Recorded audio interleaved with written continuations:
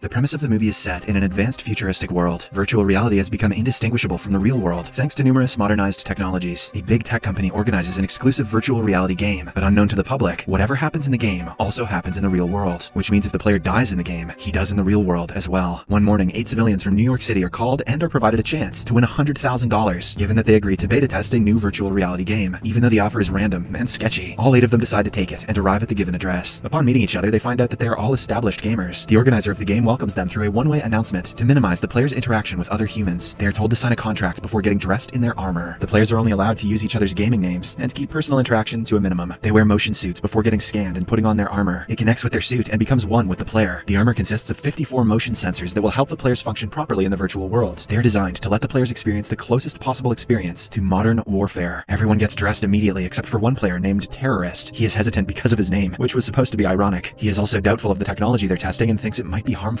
The others ask him to go back home, but the doors to the room don't open. It turns out that the game cannot start without all players joining. Eventually, Terrorist is convinced to join the others. The armor starts and the room changes completely. The white modern interior is replaced with the rustic walls of an abandoned building. The players are shaken because it is almost like they teleported to some other place. Not just the wall, but their clothes also change into army uniforms, and their tattoos and any scarring on their body vanish. One player tries touching the beer bottles lying around, but his hand goes through them. This game sucks. Another guy opens his helmet to see where he is, and sure enough, he is still in the same room. Putting the helmet back on, he joins the other in front of the window. Outside, a chopper is fighting battles in the middle of a destroyed city. A player named Reaper is the most excited out of everyone. He has been dreaming of getting to experience this level of virtual reality every day. His excitement paints him as a fool in front of everyone, but he doesn't seem to care. That's a true gamer. As they wonder what they should do next, the army captain appears and orders them to stand close. Everyone is intimidated by the man, but then they realize he is not real. When they take their helmets off, they are back in the white room with no captain around. The players, amazed by the technology, decide to continue to explore it. They grab a gun each and test firing at the bottles. Seeing the players get irresponsible with the guns, the captain shoots a guy, showing them that their body armor is destroyed with a single hit. He warns them not to get hit a second time, and the players assume they will get eliminated if they do. The captain explains that their building has been overrun by a group of highly trained terrorists. The players' aim is to fight them and make it to the ground floor. They are each given a medikit, which will help them if they get hurt. The game starts on the 25th floor, and the players start looking around. Initially, they are excited and not so careful, but it is until a terrorist suddenly appears in front of them. Shooter quickly dodges and kills the man, revealing that he is a trained soldier. Everyone else feels relieved to have someone like him in the group. They are also a lot more careful after this. The win takes them to level 24, which has a high voltage threat involved. They get a bunch of new weapons because as the levels decrease, the dangers increase. A man named Alta gets the first kill and is thrilled to see blood on the floor. He grows more violent with each shot and kills many opponents. Reaper gets the least kills and is almost shot by a terrorist before Shooter saves him. However, in the process, Shooter gets shot and loses his armor. A girl named Taylor reveals that she came to her friend's place and wasn't supposed to be in the game. She panics and breaks into tears, while another girl named Mustang comforts her. Suddenly, the 5th member of the group, Cox, gets shot twice. He drops to the ground and cries in pain. Everyone else is confused because the suit is not supposed to make them feel pain. Even when Cox takes off his helmet, the pain won't go away. He is immediately injected with the medikit, which finally helps him with the pain. He is now sure that the game is not what they think it is. The first gunshot might not do them any harm, but the second one will definitely kill them. Some of them think that they're in a reality show, but none want to continue playing. Terrorist tries taking his helmet off before realizing that he is stuck. In a panic, Alta starts blaming Shooter for being in on the death game. Shooter, in turn, storms off to another room. What the players do not know is that the next level game has already started, which means the place is swarming with terrorists. Before Shooter knows it, he is shot in the back. Outside, the other players are also attacked, but they manage to dodge in time. Taylor tries running down to a lower level, but the game stops her because they aren't allowed to go down before they complete the previous level. Reaper thinks fast and throws a grenade at the enemy, killing them at once. When everything goes silent, they return to Shooter and find him dead in the hallway. This confirms that a player's death is possible and makes everyone nervous. They have to proceed to the next level soon, but Terrorist suggests they try taking their helmets off first. A member named Da Chief warns them to stop, but Cox and Terrorist don't listen. They forcefully try taking their helmets off, which causes the virtual captain to get mad at them. He pushes Terrorist to the ground and kicks him repeatedly, commanding him to never try breaking the rules again. The group finally accepts that the only way to get out alive is by winning the game. They go down 2 more floors and reach the 20th. The challenge is to use knives at this level because the place has had a gas leak, and any gunshot will blow the entire thing up. The first few seconds into the game, the Chief is almost killed before Alta saves him. He could do anything to survive and is the most dangerous out of all of them. Following his steps, the group does great in the next few levels. However, they also lose many medikits through the process. At one point, Mustang is left with the last kit, but both Reaper and Cox are hurt. As she deliberates who she should save, Terrorist comes to their aid and saves Cox with his last medikits. As they pass a few more levels, they stop to rest. The game is getting harder, and they are running out of medikits rapidly. Terrorist starts banging a glass wall, trying to get out of the building. He is successful to some level, but is stopped by the virtual captain. He beats up Terrorist and breaks his leg, with a bone protruding out of his leg. Terrorist is now a burden to the group. Alta suggests they leave him, but the others want to take him along. In the end, Terrorist hides under a table and asks everyone else to continue the game. He slowly loses consciousness and dies sometime later. In the next level, the group struggles the most because they are outnumbered by the terrorists. Taylor, who hasn't had a single kill, hides in a room the entire time the others fight, but by the end of the level, she kills a man and gets ready to kill some more. When they complete the level, the group decides to rest for a while. As they chat about their lives outside of the game, Cox realizes that all of them have no close family or friends. Reaper only has a grandmother who has Alzheimer's. Mustang's family family lives abroad. The chief is an orphan. Taylor wasn't even supposed to be here, and Alta is divorced. If any of them die and never return home, no one would care. They're all true gamers. This might mean that the organizer of the game selected them, hoping to see them die. The information fuels their anger, getting them ready for the next round. Upon reaching the next level, they find the captain beating up an enemy prisoner. He reveals that there is a bomb wired through the foundation of the building, and only the prisoner knows the code to turn it off. Their next task is to get the code out of the prisoner. The task is easier than the rest, hence the group gets to work immediately. The chief pushes buttons that electrocute the prisoner. When he is at his lowest, he whispers that the code is Pushkin. As soon as Reaper puts the code in, the lights go off. When they turn back on, a voice warns them that the explosive has been triggered, and in the next 30 minutes, the entire building will blow up. Alta panics and starts blaming Reaper for putting in the wrong code. The only way to stop the explosion is by shutting it down manually when they reach the parking lot, which means they only have 30 minutes to go down the next 9 floors. Taylor kills the man who gave them the wrong password before asking everyone to hurry up. Suddenly, Alta loses his mind and starts hitting Reaper out of frustration. He only stops when the captain gives them an advantage by opening up the elevator for them. It stops on the 5th floor, but closes before Alta and Reaper can get out. They're nervous at first, but realize that the elevator is taking them further down. They eventually get off on the 3rd floor when only 25 minutes are left before detonation. Reaper suggests they wait until others make it downstairs. However, Alta is against the idea. He points a gun at Reaper, using him as a human shield to get to the other side of the room. At this point, he just wants to get out alive and doesn't care if he has to kill his teammates for it. They soon come across an enemy, and Reaper runs out of ammo. At last, he is shot and killed, while Alta runs away from behind him. In hiding, he cannot help but cry at the person he is turning into, but it doesn't end his will to live. Soon, the others arrive, having completed the upper 2 levels. They find Reaper's body, but have no clue that his death was Alta's fault. They get in position before killing the rest of the 3rd floor enemies. Taylor goes into the medical room to look for more medikits and finds one. However, Alta arrives there at the same time and tries to take it from her. When the two get into a fight, he kills Taylor and walks away without feeling an ounce of regret. Minutes later, Cox runs into Alta and comforts him, thinking that he feels bad about his friend's death. But then he finds Taylor's dead body and Alta's name written on the wall with her blood. Upon finding out that he is the killer, Cox attacks the guy and the two get into a fight. At one point, Cox hits Alta with a fire extinguisher, which makes the captain believe that Alta is trying to take his helmet off because they had already been warned. Alta is attacked and strangled to death as punishments. Now only Cox, Mustang, and the Chief are left out of all 8 players. They gear up and run down to the 1st floor, finally reaching the parking lot. It is filled with enemies who fire at them repeatedly. As the group bravely moves forward, Cox is shot. He has a medikit to save himself, but before he uses it, he sees Mustang being shot as well. Cox doesn't even think before using the last hit on her and dying himself in her place. With only seconds left before the explosive goes off, the Chief runs towards it and shuts it down at the last second. The helmets stop working, and the two are transported back to the White Room. The Chief is suddenly surrounded by a group of soldiers, but doesn't seem surprised. This is when we find out that he is the organizer of the game, who plays with people's lives for fun. Before Mustang can react, she is sedated and taken away. We see the data about the dead players being permanently deleted to get rid of the evidence of their death. The scene changes to the actual parking lot of the building. Mustang lies unconscious as the dead bodies of her friends are put in body bags to be disposed of. When she wakes up, the Chief stands in front of her with a bag full of prize money. He wants her to forget about what happened and enjoy life as he does. All she has to do is promise to keep everything a secret, and she will be sedated again and taken home. Surprisingly enough, Mustang agrees and wishes him goodbye. A man then comes to sedate her again, but Mustang takes him by surprise and fights back. She eventually overpowers him and shoots out the lights, making the place pitch black. Taking advantage of the darkness, she kills all of the Chief's men, leaving him with no backup. In a final showdown, she throws the bag at the Chief, not wanting to use the money that caused so many deaths. At last, she walks out of the building, being the only person who makes it out alive from the game. Subscribe for more videos like this, turn on notifications, and leave a like to help the channel out. Thank you for watching.